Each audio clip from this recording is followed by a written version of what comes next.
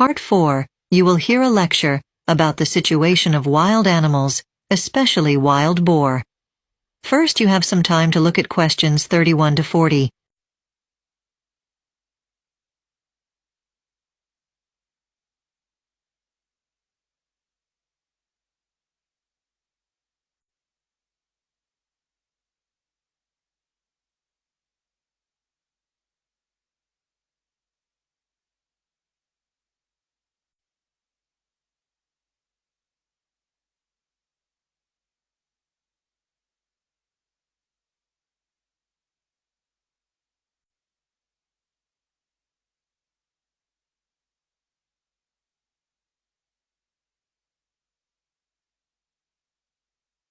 Now, listen carefully and answer questions 31 to 40. Good morning. My name's Jim Robinson, and today we're going to look at the control of wild animals, specifically wild boar. Now, boar have been natural inhabitants of Western Europe for thousands of years, but in recent years there has been a surge in boar activity that poses real threat. Boars are not currently on the protected animals list, which is perhaps why there has been a spike in their breeding activity.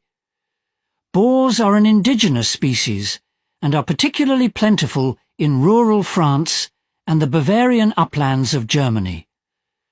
Boar hunting is a European tradition that goes back to Roman times and became particularly popular among courtiers during the Middle Ages. Even during the 20th century, boar hunting was seen as an integral part of rural life. The decline in boar hunting has obviously led to a rise in the boar populations of Europe, and the situation has reached a critical point, with boar posing a critical threat to the environment. Proponents of boar hunting cite this factor as a major reason why boar populations should be contained. Boar also pose a threat to humans too, with countless reports of people being injured during boar attacks. The origins of the wild boar have roots in Germanic, and this perhaps explains their prevalence in Germany. The problems with the boar population. Germany have ramifications for the rest of Europe as boar packs migrate towards Central and Eastern Europe. One of the main issues that is of great concern is the transmission of diseases that infect other species. Dairy farmers in France are particularly concerned, as many of them have seen their herds depleted by infections. The methods for containing boar populations have been looked at in great detail, and numerous options are available. One is to encourage more boar hunting in wild regions such as mountains and forests. Hunters would be given licenses to hunt either for food or sport. Of course, boar do pose a threat to human life, so this possibility must be looked at with caution. One method that must be ruled out is poison, as legislation has been introduced prohibiting this. Such methods were tried with rabbits in the 1960s, and this had a disastrous impact on the food chain. The introduction of natural predators into the ecosystem is also an option that can't be considered. The only known predators of boar in the world are wild cats like lions and tigers.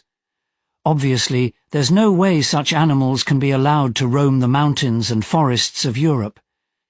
Given the threat that boars pose to humans, it is imperative that forest-dwelling boar are kept well away from people and cities. This is absolutely essential, as human safety must be the main priority of policymakers. By the 11th century, boars in several European countries were becoming increasingly rare. In Great Britain, controls attempted to reintroduce boars in the New Forest area of the country. Yet the entire population was almost wiped out during the battles of the English Civil War, when roaming soldiers hunted them for food. During the 1980s, wild boar rearing was encouraged and boar populations began to rise again. By the 1990s, there was a huge rise in the number of boar across England.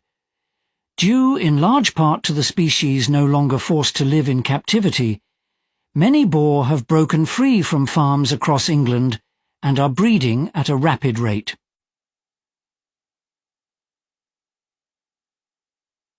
Aside from their environmental threat, boars also pose a problem for farmers growing crops and vegetables. Other species, such as red deer, are a threat to farm produce like grain and potatoes, but boars certainly present the most serious risk. The damage done to the farming industry is estimated to cost millions of pounds, and insurance payments as a result of this have spiked in the last decade. Red deer are predominantly confined to forest areas, and it is unusual to see them outside their habitats during the summer months. However, as the weather gets colder, they can be seen looking for food around local villages and fields. Red deer have their origins in Asia and are ruminant species, which means they have a stomach that consists of 4 compartments, much like cows. They are slaughtered for food, and their meat is sold as venison and is increasingly popular among consumers. There are 9 subspecies of red deer, with 3 of them on the endangered species list.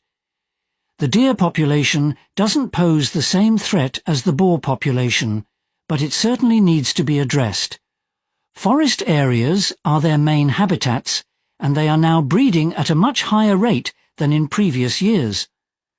Of course, deer are an important part of the food chain and are an important part of the hunting traditions of the UK, so it is important that their population is kept stable for this reason.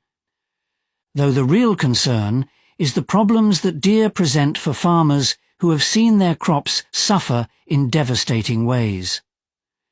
Protection needs to be offered, and many farmers report building large perimeter fences around their fields to keep deer out, which costs them a huge amount of money.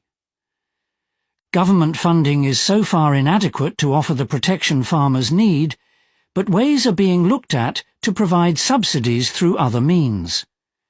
That's the end of part 4. You now have 1 minute to check your answers.